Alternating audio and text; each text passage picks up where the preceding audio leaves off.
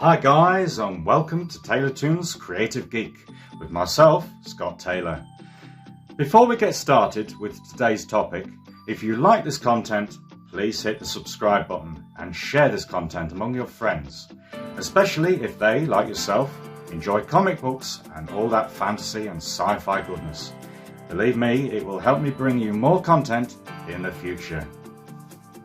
Right, to jump right in, this week we're going to delve into the reason why a human rebellion and uprising was deemed necessary in this latter-day dystopian world. Enter the terrible Orkon elite, ruled under the banner of the infamous codename Stigma. The remaining free people of Earth marshal their forces to free their enslaved comrades. In this video we're going to take a glimpse at the vile villains who maintain security as well as enforcement for their wicked overlords.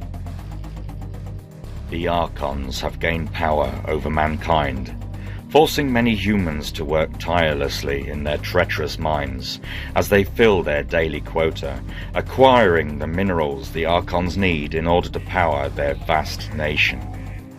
Most of the human males in the meantime remain hooked up to vast machines that harvest the afflatus.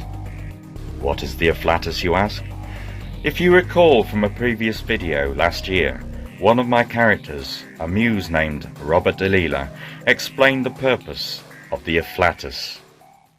Putting it simply, it is the energy that is derived by thought, feeling, and dream. It's more than simply an abstract. It was the power given substance by his heart, his feelings, and his fertile imagination. I alone could see the energy of the afflatus as it emerged from the pores of his skin, entering me, feeding me the life force I needed. He was the artist. I was his muse. In this world, it fit together like two perfect shapes. To put it simply, the afflatus is a byproduct of human imagination, which is used as fare for these parasitic Orkons. The Orkons rely on this byproduct. It is like the lifeblood to them, as they gorge on its sweet purity.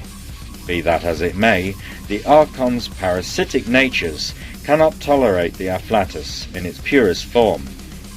It has to be refined, manufactured, processed, and it is refined by way of manipulating its source, i.e. the human predilection towards artifice and abstract.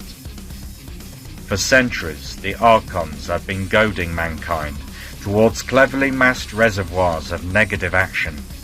The Dark Ages were true indication that mankind had been manipulated in ways that added to the total purification of the arts, altering the way in which the afflatus could be treated and processed to make it wholly palatable. The Orkons continued to feed for centuries on the opulence of human suffering. Only after the great experiment had ended and the world's civilizations lay crippled and at waste could the Orkons begin the real harvest. Codename Stigma and his long-living cabal of parasites could finally step out into the open and begin culling what remained of the human race. They began by placing the male population into machine-driven farms, capable of putting them in virtual reality comas.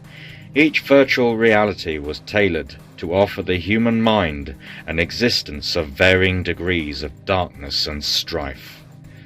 And the afflatus flowed even sweeter and more palatable than ever before. Only one thing was preventing the acquisition of such nectar: the human rebellion. Led by the warrior Laserleah Phoenix, the insurgency spread, and soon word of its victories managed to reach people far and wide. It was up to Moloch to crush the rebellion for good. Moloch is the regional sovereign over Zone A, a country formerly known as China. This loathsome creature is an Orkon sympathizer and likes to rule with a ruthless iron hand. He has gathered mercenaries around him, the most curious-looking cyborgs, mutants, and hired cutthroats in the business. I have already mentioned Malagora in another video. Here is a brief rundown of villains aiding the Archon agenda. To begin with, we have Puatamanda, a reptilian creature able to dodge a direct fight by opening small tears in reality with a tongue that extends outwards from his snake-like mouth. The tip of his tongue squirts out jets of fine particles that act as catalysts for puncturing holes in the fabric of space. Once open, he simply exits the fight and then re-enters the fray at a different position, confusing his opponents. Next up is Styxia. Styxia is a mercenary who collects souls as payment for her services to the Archon's sovereignty. What she does with those souls when she has them is another story. Firstly, Styxia keeps them bottled in glass jars in her slave encounter cargo ship. Behind her helmet there is no face, no identity that she can call her own. Only an empty, seething mass of hatred and malice bubbles beneath a facade. She needs souls to give her a sense or semblance of a life, which she is unable to otherwise obtain. She needs to replenish her larder, allowing herself the momentary luxury of applying the souls like a Vaseline to her featureless skin, and then, as if the balm had reacted to her flesh, she begins to take on the features of her victims, though it is only temporary. Styxia is a chilling asset to the Archons, and one day dreams of stealing the one prized soul that she believes will bring her lasting fulfillment, the soul of Laserleah Phoenix herself. In her moth-like wings there are 4 shapes that look like eyes that she uses to see into the depths of people's terror, though she herself cannot identify or relate or show any softness or empathy towards others. Curtain Call may appear cute as well as quite alien in appearance. He has a teenage-style curtain hairline that has a distinct purpose. He is half chameleon, half cat. This cat-like Curtain Call can shift his appearance. It can appear like anyone and infiltrate even the most secure of Max facilities or rebel hideouts. All he does is lower his bangs, covering his own features, then raising his curtain fringe again to reveal a new face. He is Malagora's best infiltrator. There is the mechanized cyber bitch known as Tornado.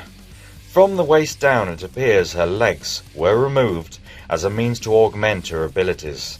In place of legs she has wheels, which when coupled with her augmented arms can stir up a devastating storm. Her arms revolve and can reach speeds of disastrous proportions. She can knock her enemies down from a distance without the requirement of physical contact. However, her one weakness is that she is a whack job and is totally insane. Mostly this is due to the fact that her cyberneticist plays 2 brains, one stable and rational, the other not so stable, into her head before sealing her shut and calling it a day. As a result, both brains are generally vying for superiority and often causes conflict for her with hilarious and unfortunate results. Then there's Grimbolt, the cybernetic equivalent of a firecracker. Often mean and bad-tempered, Grimbolt was built and designed by the same geneticist as Tornado. He has wheels for feet too, but this time his maker got wise and left only 1 brain in the old noggin instead of 2, though sadly this pediment left him with anything but a sunny disposition. He has a right stinker of a mood, this one. His only saving grace is that he has the ability to hurl bolts of lightning at his foes. Grimbolt views the humans with haughty disdain always, and considers most carbon-based life unclean. Aside from thinking all humans should come properly cooked, he really has no use for anything save for his own perfection. Grot mode is the hired muscle of this particular outfit. Half robot, half biocentric mutation, grot mode can alter his appearance to incorporate either his carbon-based form or his tin-plated aspect. Alternatively, there is Lord Lawrence, the gunrunner and weapons expert. This blonde-haired smuggler has several weapons concealed about his person, and several that remain unconcealed. The right hemisphere of his face is a platform for 3 concentric gun barrels that possess 3 separate discharge settings. He is flamboyant, a dandy, and not to be trusted. Fake Bite is a deceptive serpent infiltrator. He has a wardrobe of fake IDs, most specifically a treasure trove of filtered images of virtuous and upstanding demagogues. He has the disguise of a saint, another is a minister or missionary. When the filter is removed, the poisonous fangs appear, and Fake Bite knows he has his prey exactly where he wants them. He is the apex predator and catfish in Malagora's horrible arsenal. Finally, we have the clanking robot Thermite, also known as the Blast Furnace. A hot-headed head full of loose wiring, Thermite attacks his enemies, offering them an unhealthy dose of searing heat, and whenever the occasion calls for it. Now it's true Laserleah Phoenix has her work cut out for her, though it's also true she has her friends in the rebellion she can count on whenever things get extra tough. In the end, it's always love that wins out.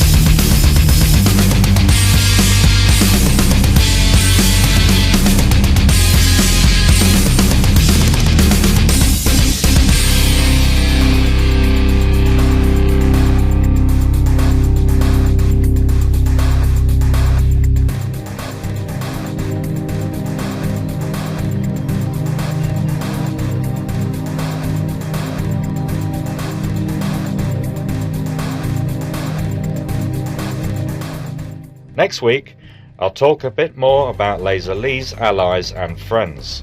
Please join me again next Monday. Please also subscribe and hit notifications for future videos. Thanks for watching. I'll see you next Monday. Bye.